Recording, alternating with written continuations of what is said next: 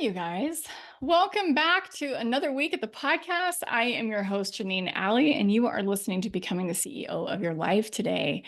And we are talking about connecting to your core when you're at a crossroads in your life, whether you need to take something on or whether you need to take something off of your calendar. Wherever you're at, if you're at a crossroads today, this is for you. And I usually find inspiration for the podcast from talking to you guys, whether I'm coaching you or whether you are emailing me or whether I'm having a conversation just with people I know. This is how I get inspiration for the podcast, and this week is no different. So I was coaching a woman yesterday who was at a crossroads in her business and in her life.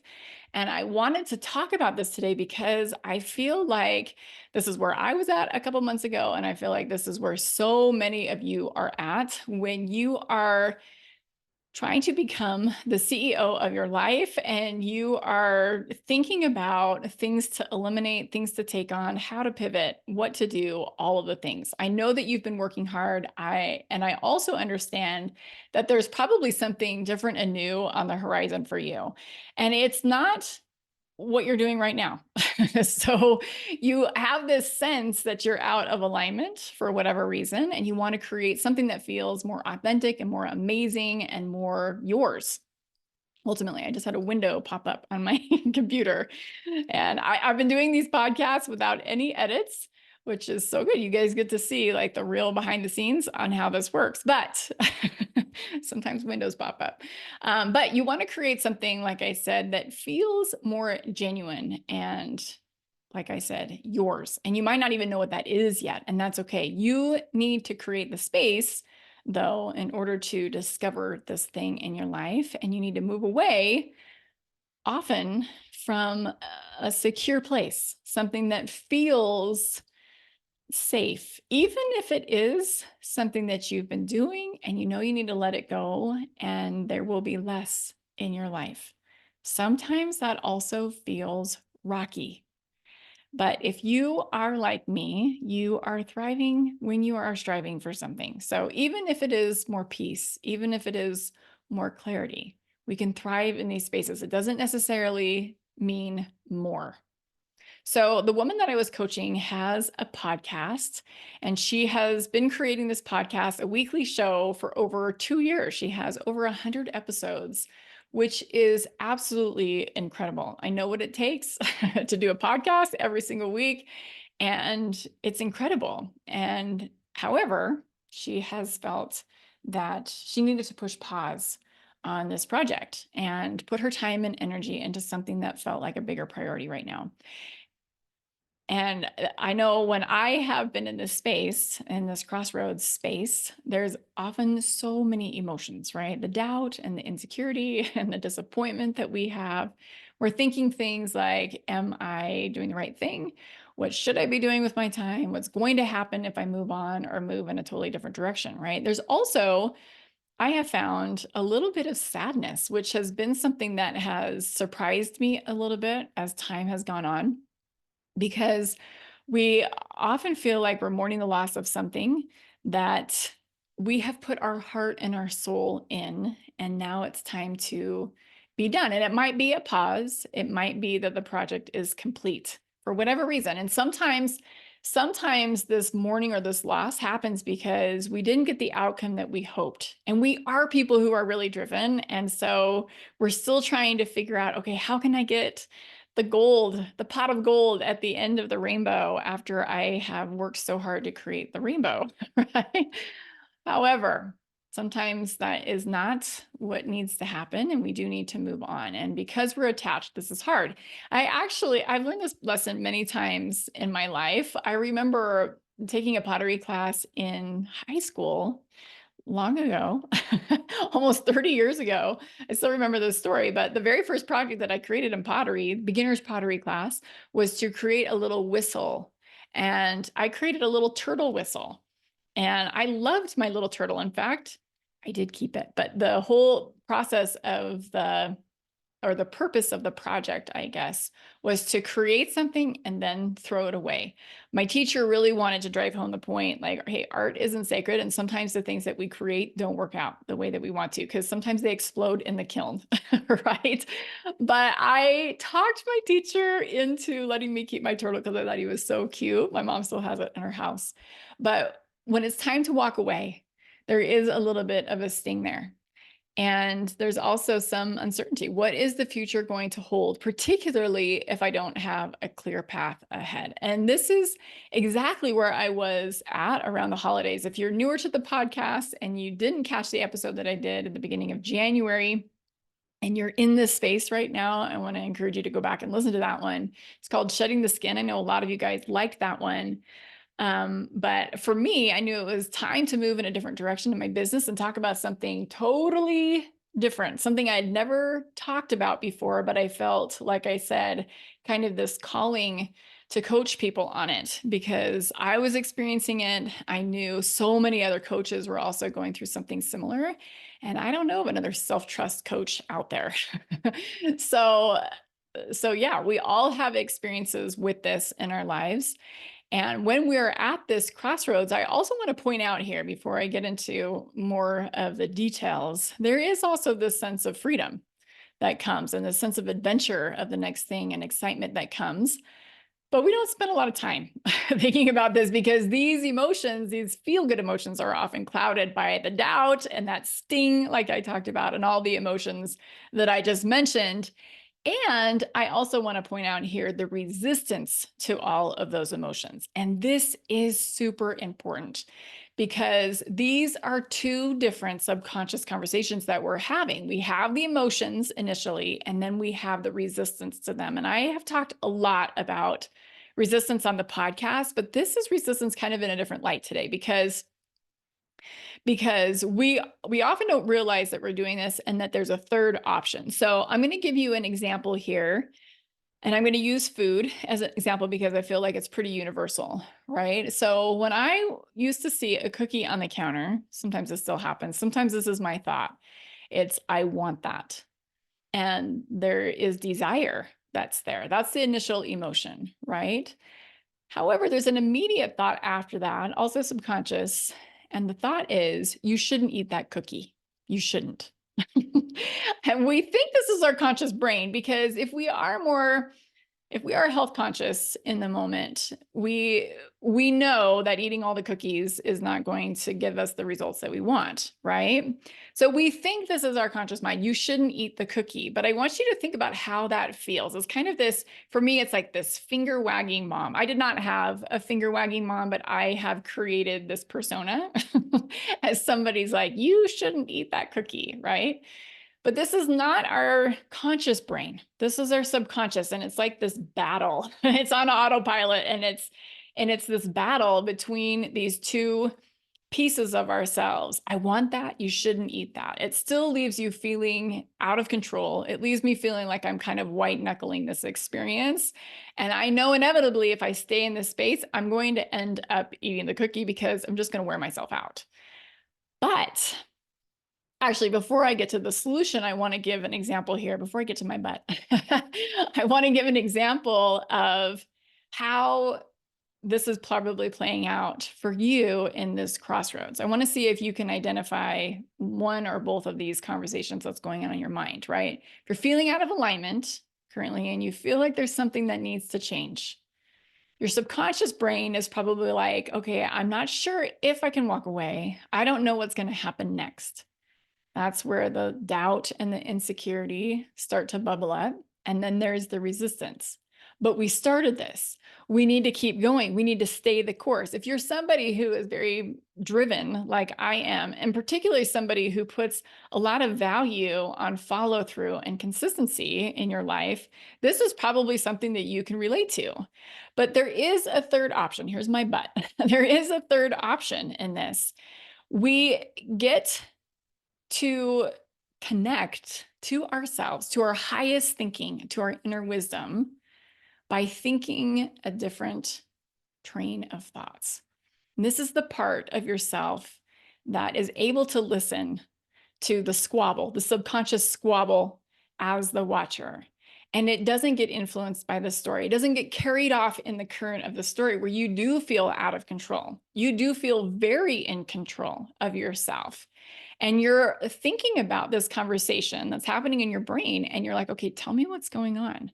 It's like the mom that comes in and is listening to both of the children fight. I've done this before with my kids, like, whoa, whoa, whoa. Tell me what's going on. Each of you get to have a turn. And you're doing this with yourself, with your own brain. And you're asking yourself, okay, after you've listened to the squabble, you're asking yourself, okay, what do I really want? What is my soul calling me to do next? And it might feel a little bit unclear, but when I get to this space, particularly after the holidays, I'll tell you my experience.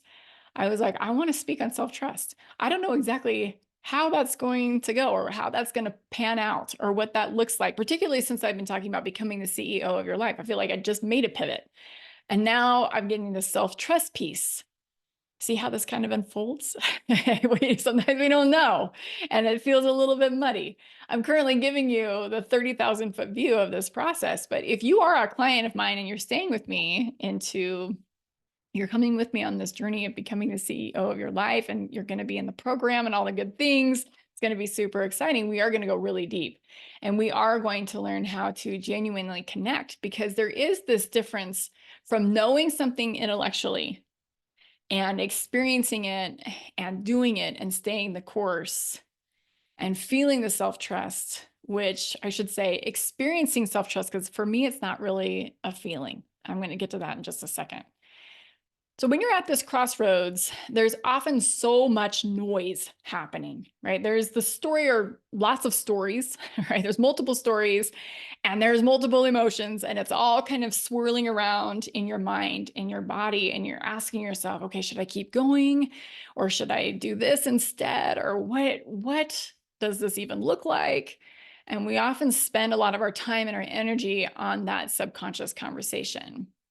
So this is where this introspection, becoming the watcher of yourself, and the self-trust is required, because it does feel unknown and it does feel uncertain and murky. And like I was saying, self-trust is less of an emotion. It's more of a process. It's more of a way of being. And it does feel messy. And it doesn't mean that you're doing it wrong. I rarely am ever in a space where I 100% silence the noise. But with self-trust, you can significantly dim down this conversation to almost a whisper, where you know what's happening, you know you feel that way, and yet you're breathing into this space of creative abundance in your body. And it feels so good. This is the process I was going through actually this morning in creating this podcast content. I actually was sitting on my couch with my journal, and my brain was like, you got nothing. What are you going to talk about today? And I just was like, just start moving your pen on the paper. And I was writing things like, I know the message is there.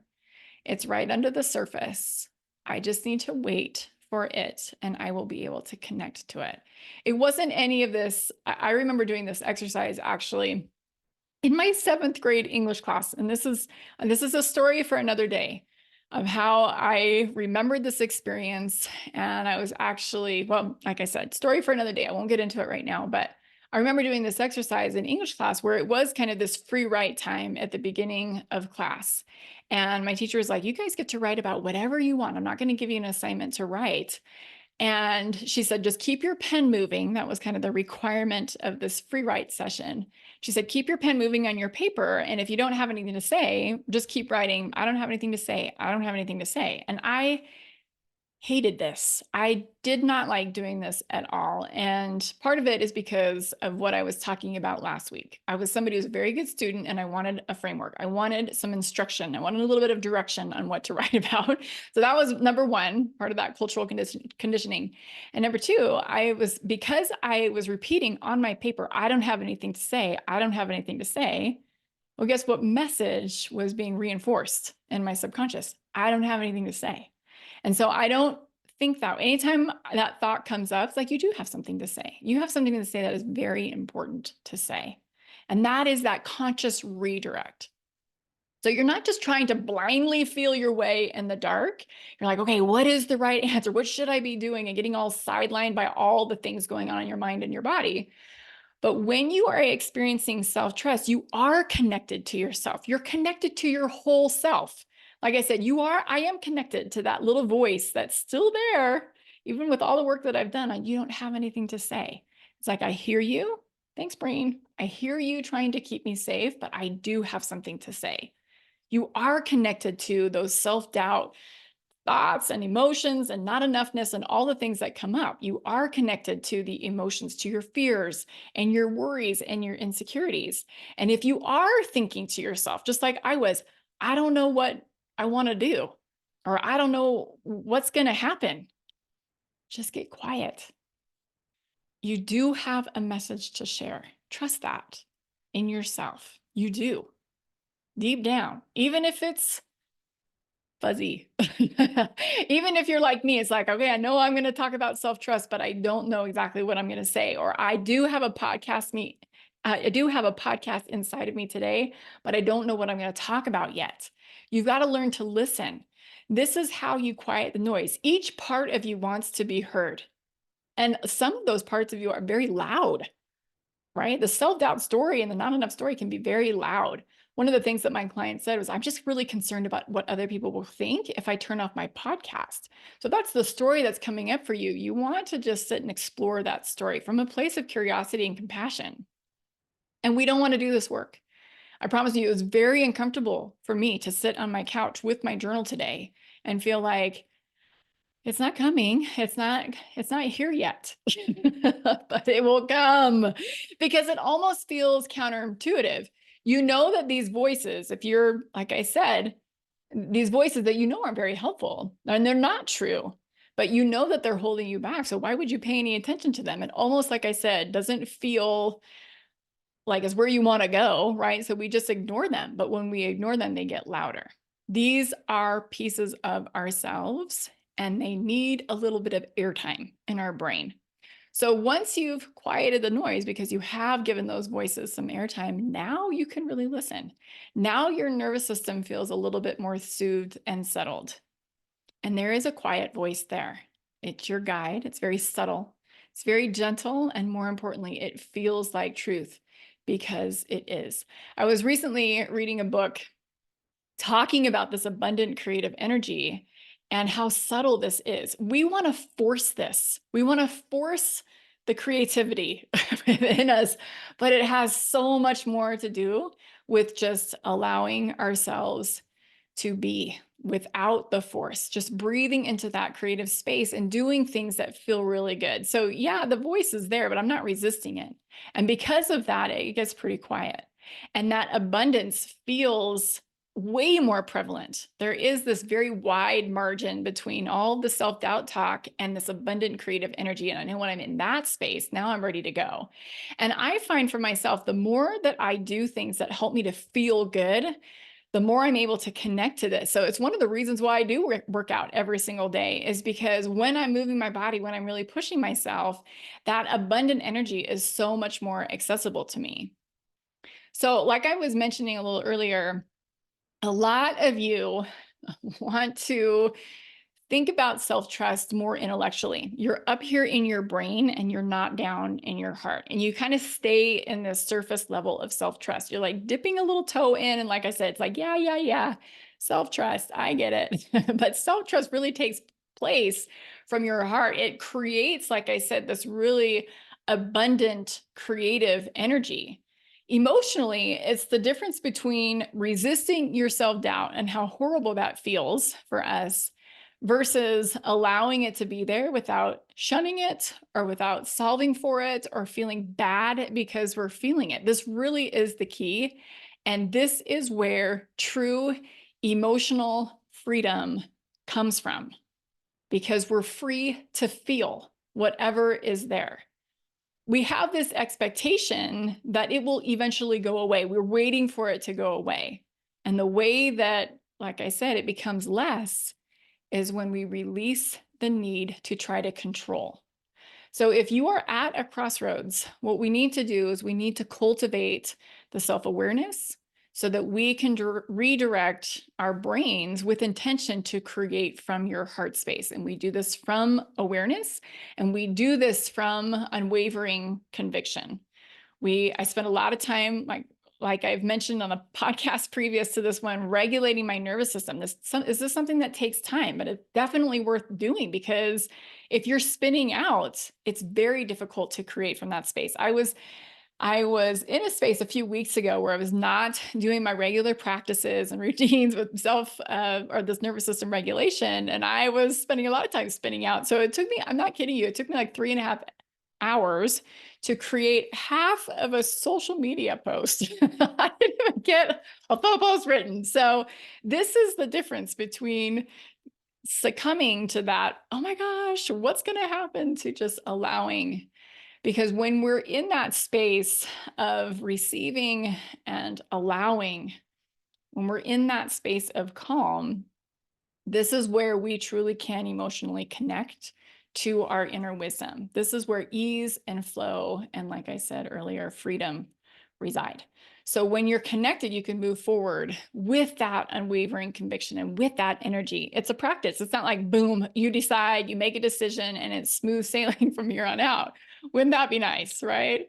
This is the practice of connection, when we're connecting to ourselves and to our next steps and to our message and to our mission. And it helps us to keep moving forward. And this is why self-trust and unwavering conviction is so important. And these two things go hand in hand. It's kind of like a dance that we do with these two things. So hopefully that was helpful for you today.